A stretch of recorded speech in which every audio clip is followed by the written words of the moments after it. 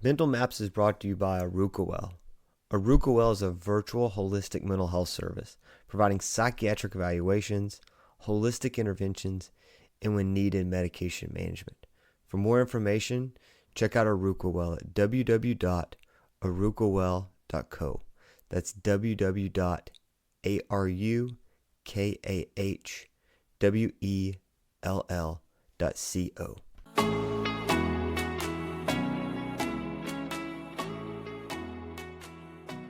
Welcome back to Mental Maps.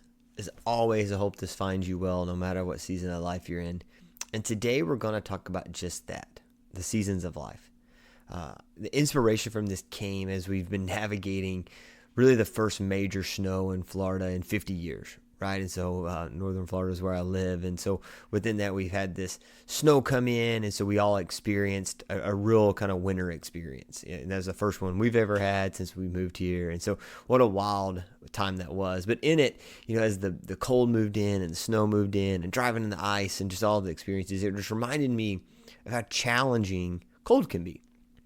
And within that, it made me jump back into some of my old journal entries from being in Finland to fishing in Wisconsin and just different places where I've got to experience true cold, right? And so I think there's something to be said for thriving in cold. And so when we open this episode up and I use the terminology of seasons of life, I truly believe this is real, right? I believe that everyone's life has seasons. We have seasons where we're thriving and we're just killing it. We have seasons where it just feels like nothing's going on and we're just kind of stagnant. Then we have seasons of life that can be very challenging, right? And a lot of times we try to compare this to seasons of nature, right? Where summer is just this hot time, things are going on, things are good, that kind of stuff. And then cold or winter is kind of the time where things are really challenging.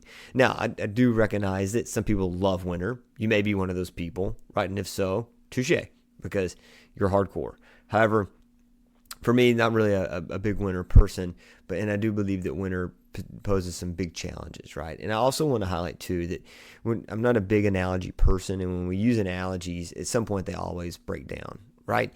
But as we use this analogy, we're really putting it in that in a season of life that's cold, that's hard, that's bitter, you can thrive. And not only that, is there something in there that you can gain? And that's what we're going to unpack today, right? So in the world of a cold season, you can kind of see it from a lot of different angles, right? One could be it's just a really challenging time physically, right? Maybe you're having a diagnosis that's not going well, or you're having a flare-up of a chronic issue, or you're just not doing well physically, or maybe it's mentally, right? Maybe you're finding yourself just in a low time or an anxious time, or you're a flare-up of already occurring issue, or maybe it's a social issue or community issue. Either way, in a season of cold, it's just that, right? It's cold, it's bitter, it's hard. And many times just moving forward can feel so challenging, right?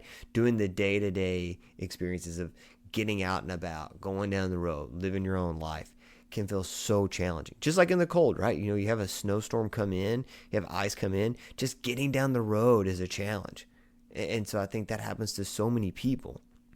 And within that, if you don't lean into some of these core value systems and these core behaviors, I do believe that these seasons can be very detrimental to you, right? And so the 5 concepts we're going to talk about today are the 5 ways to navigate this. I picked up from just spending time with people who thrive in the cold, right? From people in Finland to people in Wisconsin to other places in the country that really experience a lot of cold, and just sitting with people and hearing their stories and just kind of living life with them for a little bit, you learn that there are ways to navigate these seasons that are a little bit different. I would say that some of this stuff is very similar to what we want to do in a lot of seasons, but it just looks different, right? And so let's kind of jump into that. So one of the first behaviors or concepts that I learned to be very important in a season of cold is being active, right? Like you've got to move in whatever way you can, right? Now, granted, if you're in a cold season of physical health issues, that's challenging, right? That may be just walking up and down the stairs. That may be just walking to the mailbox. But no matter what, you have to move. One of the concepts that I learned in just being around people who are thriving in the cold is they're moving, right? They get out, they're active, they're cleaning up their house, they're maintaining the things that are around them, they're shoveling snow, they're being active, right? And I think within that activity, you're continuing to move. So at a time where the environment around you has stopped, right? Or to a point it's even kind of dead. You're still moving because ultimately, even in a cold season, the world's still spinning. The sun still comes up and the sun still goes down. And so I think as long as we're moving, we're still flowing with the environment, right? But if we stop and we get stuck, we stop moving. The world keeps happening. We stop moving. And I think that's in a place where a lot of these issues get worse. Like you've heard me say this before, that the symptoms of many mental health issues make the issue worse, right? So if I'm really down and I don't want to really get out and do anything, that's going to make it worse because I'm going to isolate more. I'm going to feel more hopeless. I'm going to feel shame. I'm going to have all these experiences from just isolating even more, from not moving, from not getting up. And even though that's a symptom of the illness, it's making the illness worse. It's kind of affirming it, right? And so I think it's maybe being active and moving and doing something can be so helpful. Now I know it's hard, right? Being active is hard. I remember when I was in Wisconsin, fishing one time. I woke up in the morning and I was going to go to the gym, and I walked outside and there was like a foot of snow, right? And I'm like, there's no way I'm going to this gym. And so I went downstairs into this like basement. It was cold, it was brutal, and I just moved, right? Stretched, done some work, but I felt ready for the day. And then after that, we got outside and we started being active. And so I felt like that was a way to keep myself going. So it may not look the same, right? You may not be killing it in the world of physical activity, but moving is so important. I think many times in the world of health, we really focus on seasons of warmth, right? Whether we want to use this as an analogy or also just really from an environmental perspective. We're thinking of like the beach bod, and we're getting out and we're running for a long time and we're doing all these things. And it's all kind of based around this like tropical feel or this ability to run around and just be in the sun. And many times that's not how life works, right? Many times it's cloudy and it's hard and it's cold. And to get up and to get active is more of a chore than it is an enjoyable experience. But that being active, I think, is so important to navigating a season, to having a rhythm and maintaining the fluid movement of the world, right?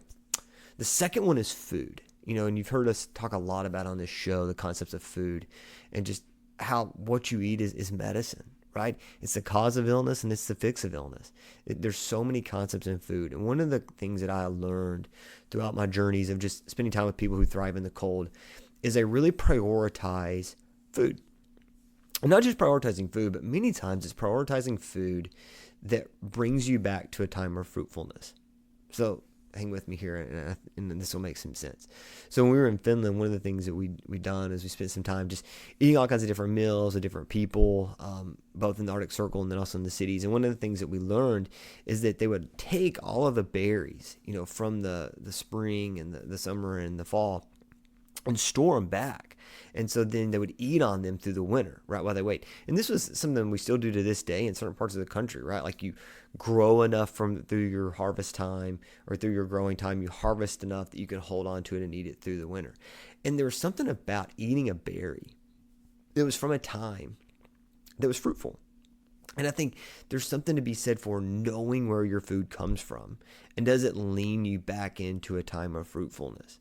Right? So when I eat a pineapple in the middle of the winter, it's leaning into a time of fruitfulness either somewhere else in the world or maybe a place around me, right? If I've held on to some fish that I caught in the summer, it's leaning back into that time that was fruitful. So I challenge you, if you're in a season of cold, one, ensure you're eating good nutrients, right? Ensure you're eating real food. You've heard me say it before.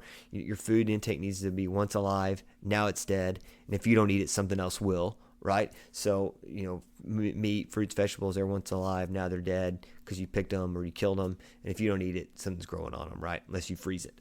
But in that context, not only do you prioritize the nutrients, but can you lean back into a time of fruitfulness with that food, right? Can it bring you back to a time? Can the taste bring you back to a time? Can you prioritize a meal that really brings you into a place that can feel life-giving and fruitful, right? I know my wife and I will do like theme night dinners, which are really fun. But I think that there's something to that, right? Especially in a cold season where you can put on certain music and you eat certain food that can lead you into a certain time that can really be uplifting in a cold season, right?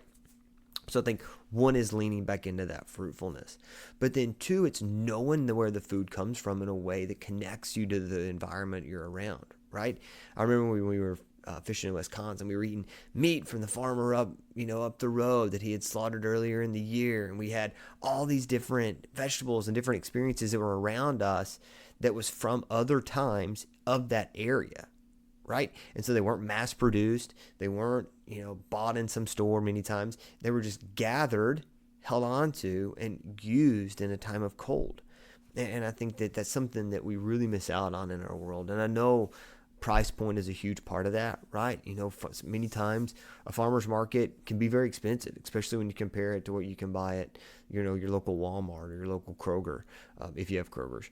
But I think that being able to at least find some foods to hold on to and leaning into the foods that come from your community are huge. And so whether that's you pick maybe one meal, right, or one piece of food that you try to get from your community and make that regular, right? I know some people that do that with milk, right? They just get raw milk on the regular.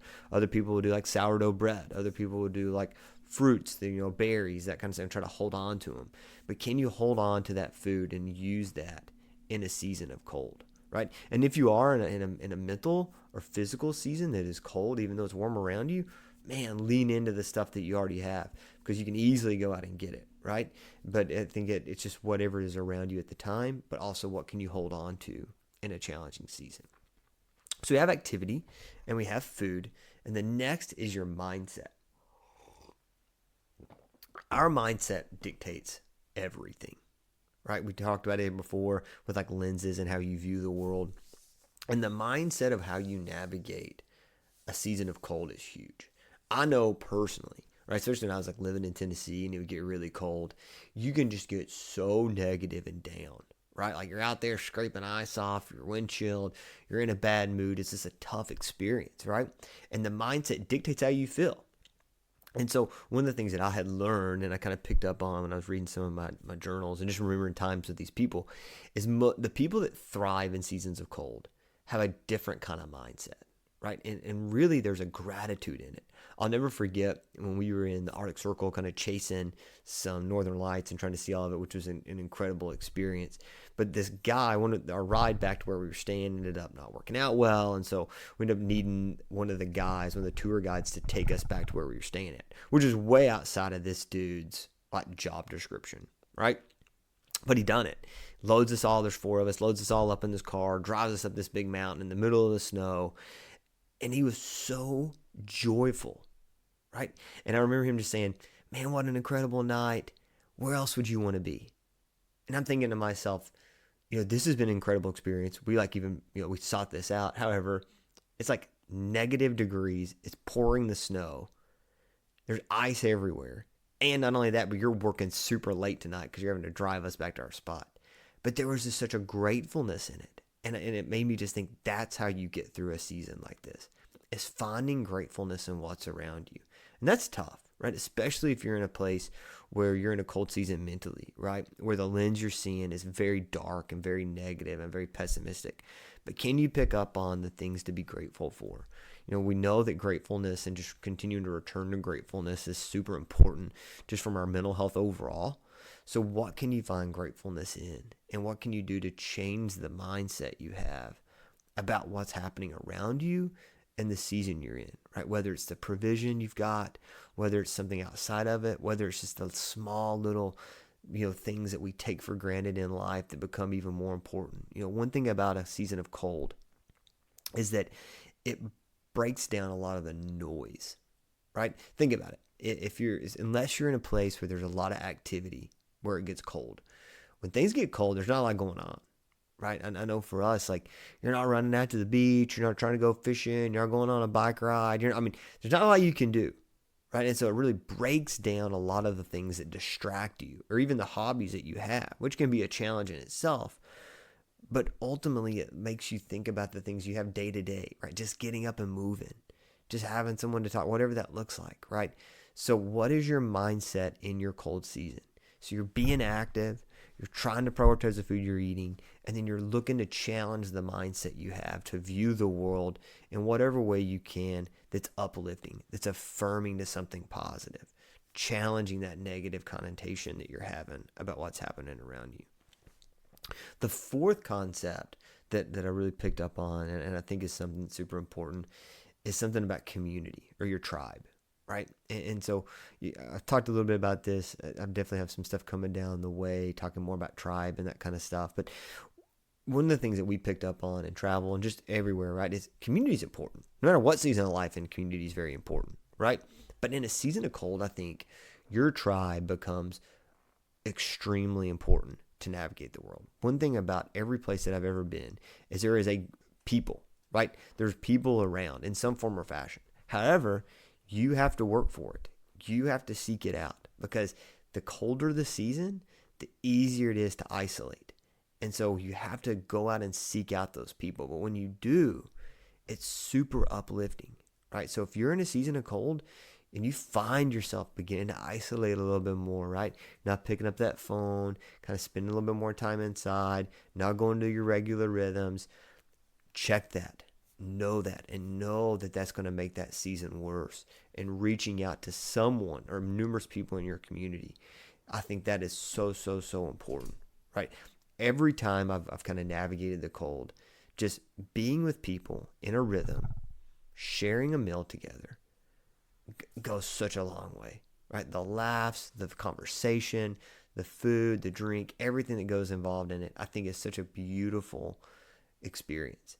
And so if you're in a season of cold, try to prioritize some community time, right? Call your tribe up and see what you can do. And if you're struggling to find a tribe, seek it out. You know, whether it's at a gym or maybe a local restaurant or coffee shop or like a local sports store or whatever that is, right? The salon, somewhere where there are people who want to live a rhythm similar to you. Church, there's all these different places that this can happen in. But seek that community out and build that rhythm. And I think, too, there is something to be said for in these fruitful times, in the seasons that aren't cold, continuing to cater into that, right? To build that relationship with people so then when a season does occur, you have those people to lean on. But community is so important. I think it's good for your mindset, right? Especially if you have people that are very uplifting. It can help you get active, right? And it's somebody you can share your food with. So it kind of encompasses all of the other ones that we've talked about thus far. So looking into your community and having people around you. And lastly, something I added in that I kind of picked up on is if you're in a season of cold, go back to the things that used to make you happy. I mean, when you think about like when it snows, right? Just sledding, just getting on something and sledding down snow. Like what an incredible experience that is, right? And I think as adults, if you know, most people listen to this are adults. If you're an adolescent, shout out to you, right? But most are adults. And to a point, even for teenagers, we begin to lose what used to make us happy. These innate desires and interests that we have, right? You know, as life beats us down and we're focused on paying bills and we're focused on living life and doing all the different experiences, we forget about what used to make us very happy. And so it's going back to those, right? And kind of uplifting yourself within the season of cold with whatever that is, right? Maybe it's you go out and get some Legos, right? Or maybe you find yourself going on a bike ride because you haven't went on a bicycle ride in forever. You're skateboarding, or maybe you just go drawing or coloring or whatever it was that you used to enjoy to do. If you don't know, call someone, right? Call your parent, your grandparent, your guardian, whoever knew you, old teacher, and say like, what did I do as a kid if you don't remember? Figuring that out not only will unlock the keys to some really important stuff, like subconsciously, I believe, but also can really help you navigate a cold season.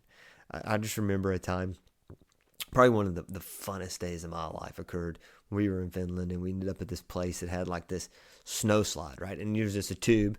You could get a tube and you went down like 2 turns and you got to the bottom. And it was so basic, right? But that was one of the most fun experiences I think I had. And that was probably the first time, because I was especially in a season where things were really serious. And that's probably the first time I had laughed like that in a long time, right? And so it just kind of returns you back to a place where nothing else really matters. It kind of lets your brain shut off and you're just kind of living in life. So be active in whatever way you can. If you find yourself in a season of cold, always be active, right? But especially prioritize your activity, prioritize your food, Make sure it's nutritious. Make sure it's a way to kind of bring back fruitfulness from times before. Look at your mindset. Like, what are you seeing? How are you viewing the world? Finding those people around you that can bring you up, that can lift you up, right? And making sure that's like in-person interaction, right? Don't let that be just spending time on social media, or, if you're doom scrolling, that's not social connection, right? That is literally you looking at snapshots of people's lives. Many times it was like a orchestrated version of an experience, right? And then lastly, going back to the small things, going back to the old pleasures of life before life got really intense, or in a time where things weren't so cold. So that's cold seasons, right? Navigating cold seasons, living out cold seasons. By far not an expert in the world of cold, more of a summer guy. But I think as you play out this analogy, no matter where you're at, no matter if you've hit the life lottery and you're just killing it and it's been that way your whole life, at some point, you're going to be in a tough season. That's just how life works. And I challenge you to not allow that tough season to define you, but also to find ways to thrive in it, right? Because just because a season's cold doesn't mean it can't be a valuable, worthwhile experience, especially as you move through your life. So check it out. Be active, eat good food, check your mindset, connect with your community, and do the small things. Do the small pleasures. Stay warm.